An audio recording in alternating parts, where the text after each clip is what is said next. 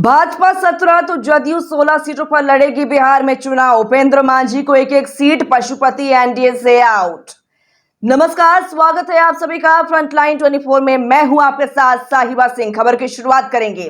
दिल्ली में हो गया एनडीए गठबंधन में सीटों का बंटवारा। भाजपा 17, जदयू 16, लोक जनशक्ति पार्टी रामविलास पासवान 5, हिंदुस्तानी आवाम मोर्चा और उपेंद्र कुशवाहा की पार्टी एक एक सीट पर बिहार में चुनाव लड़ेगी। पशुपति पारस को एनडीए गठबंधन से बाहर का रास्ता दिखा दिया गया है।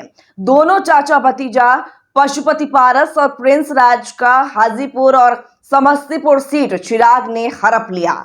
जदयू भाजपा में कुछ सीटों का अदला बदली हुई है, जिसमें सीतामढ़ी की सीट प्रमुख है।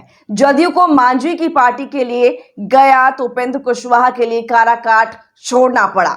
बाकी सभी सीटों पर पहले की तरह भाजपा जदयू अपना प्रत्याशी उतारेगी। चिराग को नवादा को छोड़ वैशाली, हाजीपुर, जमुई, समस्तीपुर और खगड़िया फिर से मिल गया है। पिछले कई दिनों से एनडीए गठबंधन में सीटों को लेकर जो रस्साकसी चल रहा था, उसका आज शाम संयुक्त प्रेस कॉन्फ्रेंस के बाद पटाक्षेप हो गया है। इसमें पशुपति पारस को निराशा हाथ लगी है। नीतीश कुमार के दिल्ली पहुंचने से पहले एनडीए गठबंधन में सीटों का बंटवारा हो जाना बड़ा संकेत दे रहा है। पशुपति कुमार पारस को उम्मीद थी कि मुख्यमंत्री नीतीश कुमार जरूर कुछ हमारे लिए दिल्ली में भाजपा शीर्ष नेतृत्व के सामने वकालत करेंगे, लेकिन ऐसा कुछ नहीं हुआ। इधर इंडिया गठबंधन में भी सीट शेयरिंग को लेकर कवायद तेज हो गई है। अब इतना तो तय माना जा रहा है कि मुकेश सहनी और पशुपति पारस इंडिया गठबंधन का हिस्सा बनेंगे। इन दोनों के पास कोई दूसरा चारा भी नहीं बचा है। राजद जो बिहार में कम से कम 28 सीटों पर लड़ना चाहती थी, इसे कम करना होगा। पशुपति पारस हाजीपुर, समस्तीपुर और नवादा राजद से मांग सकते हैं, तो मुकेश सहनी भी मुजफ्फरपुर के साथ 2 और सीटों का डिमांड कर सकते हैं।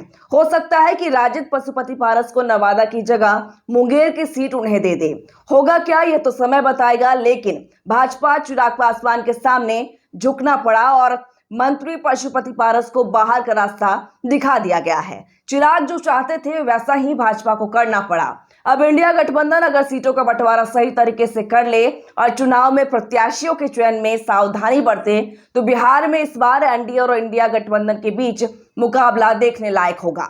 मुकेश सहनी के इंडिया गठबंधन में आने से कम 1 दर्जन सीटों पर इंडिया गठबंधन प्रत्याशी को लाभ मिल सकता है, ऐसा लोग मान रहे हैं। उपेंद्र कुशवाहा के मंसूबा पर भी पानी फिर गया है और उन्हें मात्र 1 सीट से संतोष करना पड़ा है। एनडीए गठबंधन के नेताओं का कहना है कि 2 से 3 दिनों के अंदर एनडीए गठबंधन प्रत्याशियों की घोषणा कर देगी।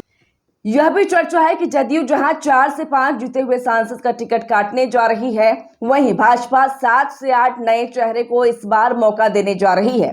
दरभंगा, मधुबनी में जहां भाजपा फिर से गोपाल जी ठाकुर और अशोक यादव को मैदान में उतारने का मन बना ली है, वहीं झंझारपुर में जदयू सांसद रामप्रीत मंडल की जगह मंगनी लाल मंडल को मैदान में उतार सकती है। बस 2 से 3 दिनों के अंदर पिक्चर सामने दिखने लगेगा, तब तक इंतजार कर लें।